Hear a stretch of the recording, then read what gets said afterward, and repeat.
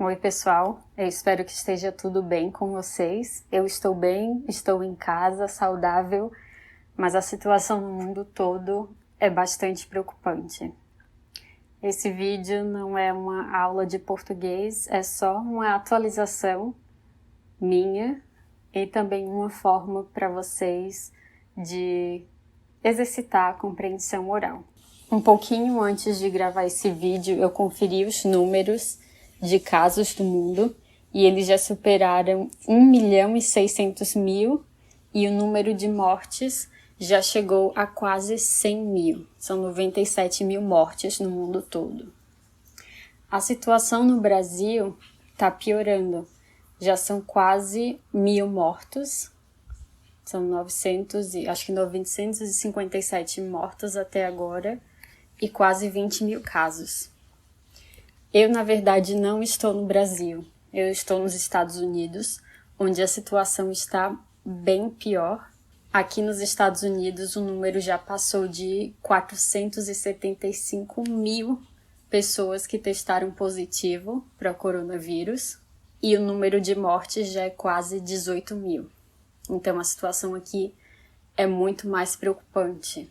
Eu não sei como a sua rotina foi afetada, mas provavelmente, de alguma forma, você está vivendo diferente. Para mim, eu comecei a trabalhar em casa, essa expressão que a gente usa em português, trabalhar em casa, também dizemos fazer home office. Mas eu comecei isso aqui nos Estados Unidos um pouco antes da juíza declarar uma ordem de ficar em casa. Eu acho que uns 5 dias antes, a empresa já tinha deixado facultativo. Você podia escolher trabalhar do escritório ou trabalhar de casa, desde que o seu gerente aprovasse essa situação. Mas pouco depois disso, foi decretado que as pessoas que não trabalhavam em nenhum serviço essencial deveriam começar a trabalhar de casa. Outras limitações incluem também não andar em espaços públicos com muitas pessoas. A única saída autorizada, na verdade, é para serviços essenciais, como eu falei, como, por exemplo, ir fazer compras no mercado. No começo, antes mesmo desse decreto de ficar em casa, a situação parecia ainda pior, porque foi quando as pessoas entraram em pânico. As pessoas começaram a estocar comida, estocar produtos de limpeza, estocar papel higiênico.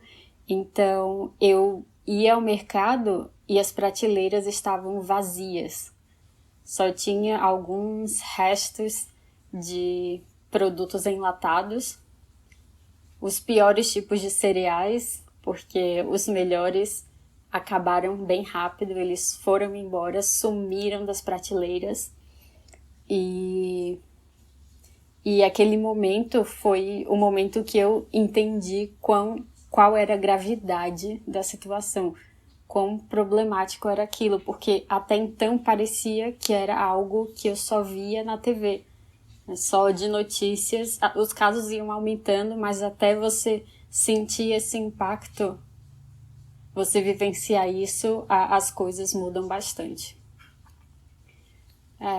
Muitas pessoas estão tendo problemas em como lidar com toda essa situação, como não conviver com as pessoas da sua casa, mas sem poder sair de casa.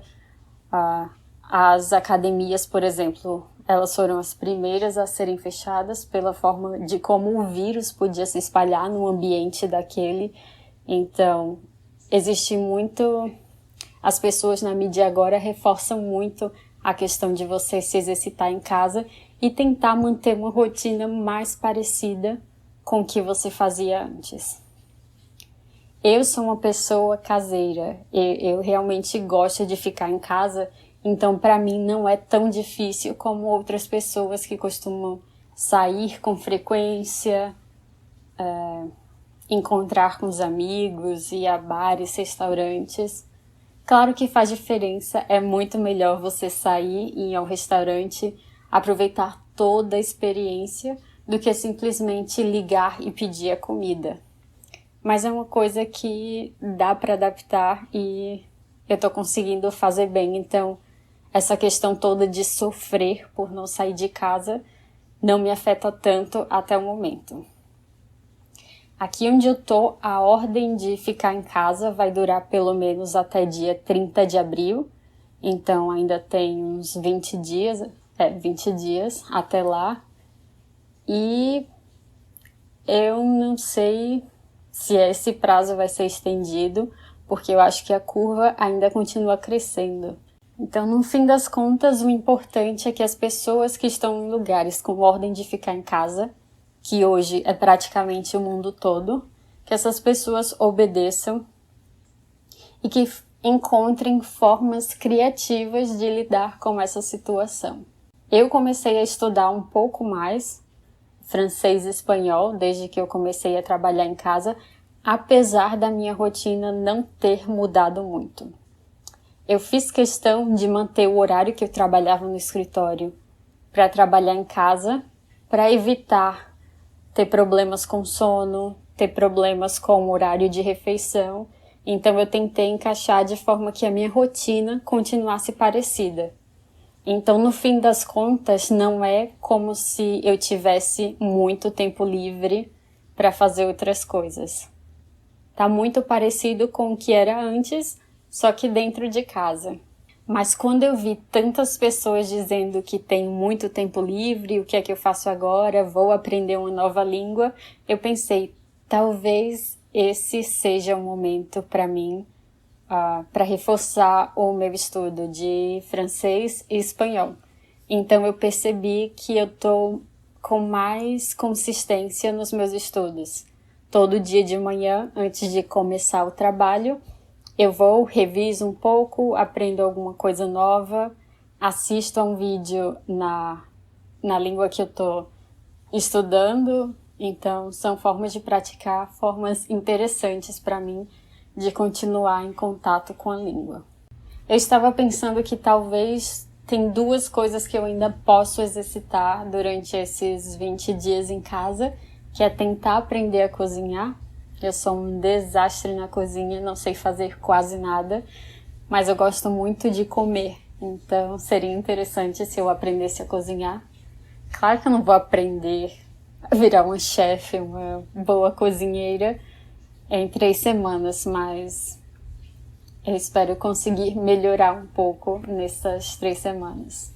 E a outra coisa, talvez, é tentar fazer um pouco mais de conteúdo, tanto para os vídeos aqui no YouTube, quanto as mini aulas do Instagram.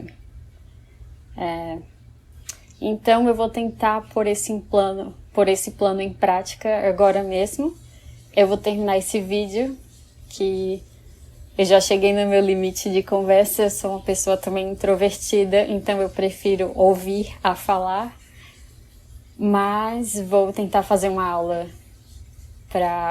com um assunto simples, básico, para postar junto com esse vídeo. Por favor, me avisem nos comentários como vocês estão, se tá tudo bem por aí, coisas interessantes que vocês estão fazendo durante essa quarentena. E eu espero ver vocês em breve. Até mais. Tchau, tchau.